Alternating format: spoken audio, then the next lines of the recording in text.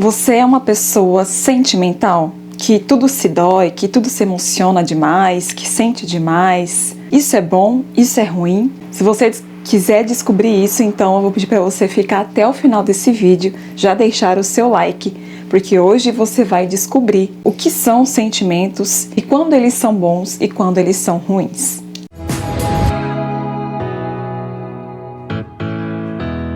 Hoje eu vou trazer a resenha, a primeira parte do livro Sentimentalismo, da coleção da Quadrante, sobre virtudes, do padre Luiz Fernando Sintra. A gente precisa começar definindo o que são os sentimentos. Ele traz aqui a definição de Aristóteles, que foi um filósofo do quarto século a.C., que diz: os sentimentos são movimentos da sensibilidade que nos levam a aproximar-nos de coisas que consideramos ou imaginamos como um bem e afastarmos daquelas que representam o mal. Assim, os sentimentos de entusiasmo, de esperança, de alegria, prazer, ternura, amor, gratidão, referem-se a coisas boas, tanto passadas como presentes ou futuras. Já o sentimento da tristeza, medo, angústia, solidão, nostalgia, vergonha, ódio, rancor, referem-se a coisas ruins que nos aconteceram ou poderiam acontecer-nos. Numa pessoa que é bem constituída, ordenada, as potências superiores e inferiores devem funcionar harmonicamente, com equilíbrio e ordem. Isto é, a inteligência ela deve atuar de mãos dadas com os sentimentos, porque o puro raciocínio frio calculista não é suficiente para a gente conhecer a realidade.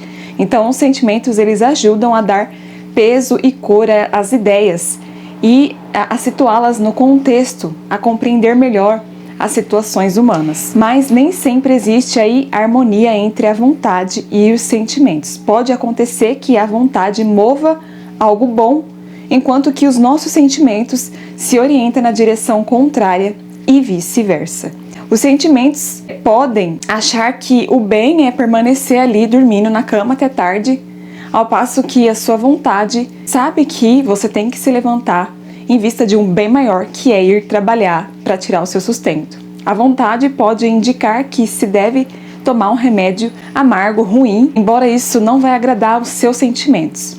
A vontade ela pode ser superior, deve sempre aí tomar as rédeas das nossas ações para orientar os nossos atos para o bem, mesmo que isso nos custe ou nos desagrade.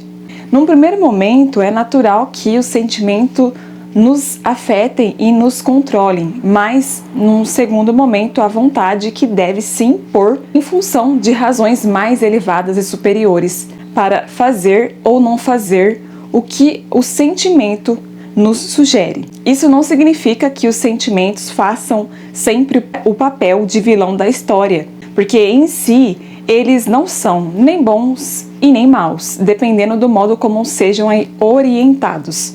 Os sentimentos são bons quando contribuem para uma ação boa e maus no caso contrário. Mas se eles são bem orientados, os sentimentos podem prestar um enorme auxílio à vontade, fortalecendo-a.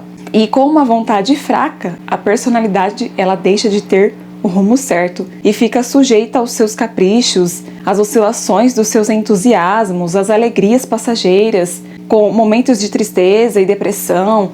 Então, a pessoa sentimental ela é movida a entusiasmos como fogo de palha que queima labaredas e logo se apaga. E esse tipo de pessoa, ela geralmente raciocina assim: eu não sinto mais nada pelo meu marido. Eu não gosto, eu vou largar dele, ou eu não gosto mais desse trabalho. Então ela não considera a importância ou a transcendência das coisas, daquilo que ela está fazendo no trabalho, né? Ou o estudo, ou os compromissos que ela assume. E a vida se transforma numa onda que flui e reflui sempre à procura de novidades, de novas emoções, de sensações mais fortes, para fugir de tudo aquilo que, por ser bom e valioso, exige sacrifício, abnegação, fidelidade, empenho e força de vontade, força da alma. Depois, o padre Luiz vai dizer sobre a sociedade sentimental. Ele diz que o sentimentalismo leva as pessoas a só pensarem em si mesmas, tudo sobre o que ela sente, o que ela gosta, o que agrada a ela supervaloriza a si mesma, ao passo que despreza os sentimentos alheios. E disso brota o individualismo, porque os sentimentos desgovernados chocam-se nas famílias, nas reuniões de trabalho, na escola, nas discussões políticas, na vida como um todo. Uma segunda consequência da sociedade sentimentalista é a formação de convicções e regras de conduta baseada no impulso, no sentimento e no medo de ficar mal perante o consenso social. Então elas resolvem o problema na base do achismo, na opinião pessoal, no ponto de vista dela. E quando aí se pede uma argumentação fundamentada, o que se vê é apenas a opinião pessoal, de acordo com o politicamente correto. E aí ele vai dar 2 exemplos disso. O primeiro começou aí com o divórcio, em que a convivência entre os esposos se tornou ali um martírio para ambos, ou para um deles, e com base nisso passou-se a invocar aí um suposto direito a se separar e a voltar a se casar. E o resultado disso é que hoje as famílias se desfazem pelos motivos mais banais, prevalecem os meros sentimentos. Ou também quando a pessoa fala que se apaixonou por uma outra pessoa, loira, bonita, e ela se esquece do bem do cônjuge e do bem dos filhos para os quais existe a instituição familiar. Então ela só está pensando ali nas sensações, nos desejos dela. E depois ele vai falar sobre as características da pessoa sentimental. Então, a primeira delas é a volubilidade, né? E um exemplo disso ele dá ali no trabalho ou nas atividades diárias. Essa pessoa geralmente é instável nos sentimentos.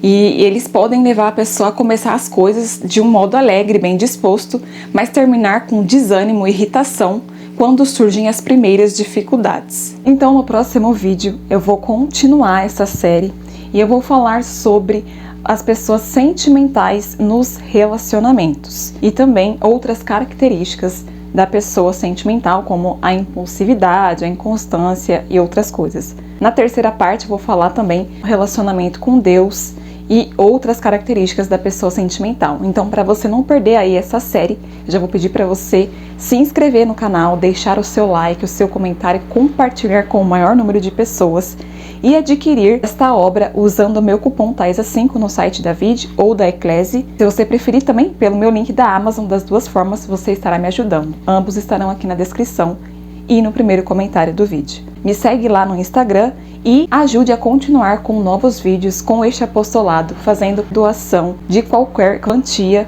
aqui no botão Valeu, ou se preferir, pelo meu Pix, que aparece na tela e na descrição do vídeo. Nos vemos no próximo vídeo, um beijo e um abraço.